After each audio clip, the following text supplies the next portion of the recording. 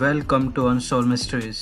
तो दोस्तों, आज के इस वीडियो में हम और आप मिलकर बात करने जा रहे हैं साल 2016 में आई ब्लड फेस्ट के बारे में बात करेंगे। वेल ये एक अमेरिकन कैनिबल हॉरर मूवी है जिसे डायरेक्ट किया था मार्कस लॉस ने। तो अब बिना और टाइम वेस्ट किए चलते हैं सीधा वीडियो की तरफ।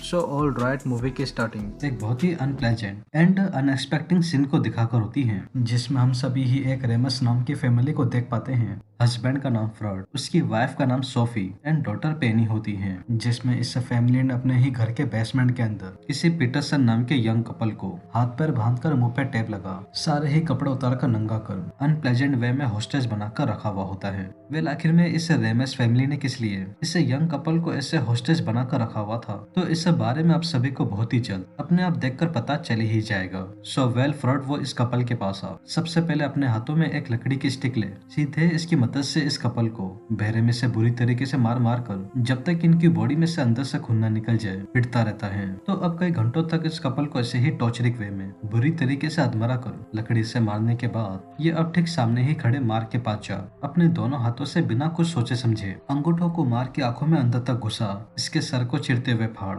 बहरे में से तड़पाते हुए मार देता है। लेकिन अभी इतना ही नहीं, ये अब अपने ठीक पीछे खड़ी केटी के पास जा इसकी बॉडी को अजीबो तरीके से टच करते हुए ऑर्गेजम देने की कोशिश करता है। तो अब कई घंटों तक इसको ऑर्गेजम देने के बाद ये ठीक पीछे ही पड़े हुए एक लोहे के बेसबॉल बैट को ले जिसमें कुछ कांटे वगैरह लगे हुए थे वो सीधे इसकी मदद से केटी के नीचे वाले बॉडी के पार्ट के अंदर घुसाकर अनरियलिस्टिक बट सेटिस्फाई वे में फाइनली इस कपल को मार डालता है। लेकिन अब हैरान कर देने वाली बात ये थी कि अब मिस्टर फ्रॉड वो इस कपल को ऐसे मारने के बाद वो एक बड़े से मसेटी की मदद से इनके हाथ पैरों को काट कच्चा ही खाना शुरू कर देते हैं।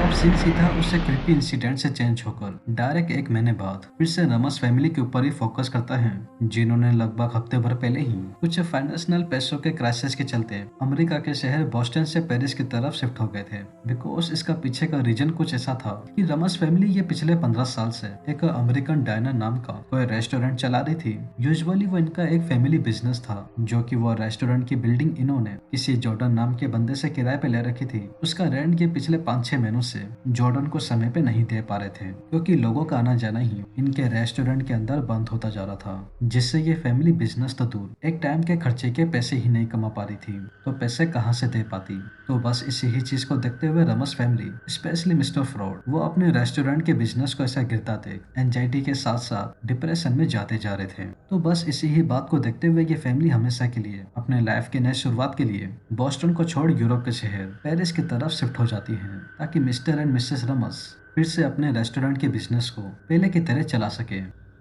तो अब कई महीनों तक पेरिस में रहने के बाद फ्रॉड, जिनका रेस्टोरेंट का बिजनेस काइंड ऑफ इतनी उम्मीदों से पेरिस आने के बाद अच्छा चलने की वजह पहले की तुलना से भी बदतर चल रहा था, क्योंकि जो भी गेस्ट इनके रेस्टोरेंट के अंदर मुश्किल से खाना खाने के लिए आया करते थे वो सभी ही फ्रॉड की वाइफ यानी कि सोफी के द्वारा बनाए गए खाने को खाते ही तारीफ करने के बजाय बुराई करने लग जाते थे, क्योंकि न ही तो इनके खाने में कोई फ्लेवर और न ही कोई टेस्ट, और उल्टा इनके खाने की क्वालिटी दिन प्रतिदिन गिरती जा रही थी, और जो भी गेस्ट जैसे तैसे आते थे नाराज होकर ही चले जाते थे। तो अब अपने बिजनेस को बिल्कुल ही ऐसा डूबता देख फ्रॉड ये इसको हमेशा के लिए बंद करने की बजाय उन्हीं ही लोगों के जरिए जो भी लोग इनके यहाँ से खाना खा के गए थे और सोफी की सभी के सामने बेइज्जती करके गए थे, उन्हीं के जरिए ही अपने रेस्टोरेंट को चलाने के बारे में सोचते हैं। वेल अब इसका क्या मतलब है, तो आइए इस बारे में देखकर अच्छे से पता लगाते हैं। तो बस अब सीन सीधा यहाँ से चेंज होकर दोपहर की ओर ही फोकस करता है, जिसमें हम सभी ही एक माइकल नाम के बंदे को फ्रॉड के रेस्टोरेंट के अंदर ही खाना खाते हुए देख पाते हैं, जो कि वो खाने खाते ही इनके खाने की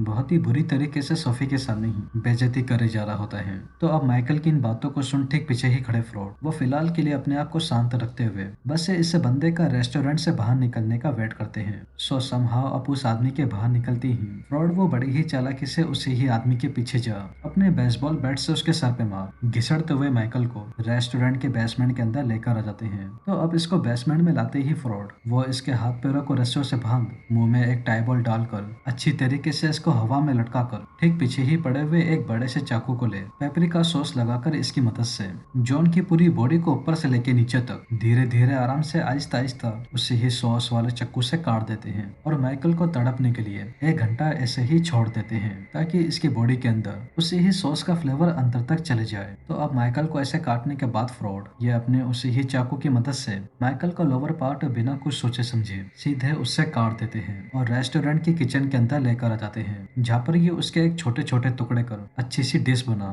रेस्टोरेंट में आ रहे गिनो चुनो लोगों को बड़ी ही चालाकी से उन्हीं को जाके खिला देते हैं। लेकिन अब यहाँ पर चौंका देने वाली बात ये थी कि उन सभी ही लोगों को फ्रॉड की बनाई हुई ये डिश काफी ज्यादा पसंद आ गई थी। तो बस अब इसी ही चीज को देखते हुए फ्रॉड वो अपने ही रेस्टोरेंट से निकले हुए गेस्ट मार्को लिली जो कि बिल्डिंग के पीछे वाले रास्ते की तरफ से इधर से निकल ही रहे थे तो तभी ही उससे पहले फ्रेड वो अचानक से इन दोनों के पीछे से आ मार्क के सर के एकदम बीचों बीच एक बड़े से चाकू को घोंप इसको बुरी तरीके से मार देता है और अब ठीक सामने ही खड़ी लिली ये इसके सर के बालों को पकड़ गर्दन को टेढ़ा कर उसी ही चाकू से बड़ी ही बेरहमी से काट कर मार डालता है। तो अब इस कपल को ऐसे मारते ही फ्रॉड वो इन दोनों की बॉडी को घिसड़ते हुए रेस्टोरेंट के पीछे के दरवाजे से होते हुए जिधर उस समय कोई था नहीं बड़े ही चालाकी से अंदर लेकर चले जाता है। तो अब मार्को लिली को ऐसे अंदर लाते ही ये इन दोनों के एक एक कर कपड़े उतार नंगा कर पास ही में पड़े हुए एक बड़े से चॉप कटर से इनकी बॉडी के हिस्से के छोटे छोटे टुकड़े कर बारबेक्यू मशीन में डाल देता है और सीधे उसकी एक अच्छी सी डिश बनाकर नेक्स्ट मॉर्निंग ऐसे ब्रेकफास्ट के तौर पर फिर से अपने ही कस्टमर को खिला देता है।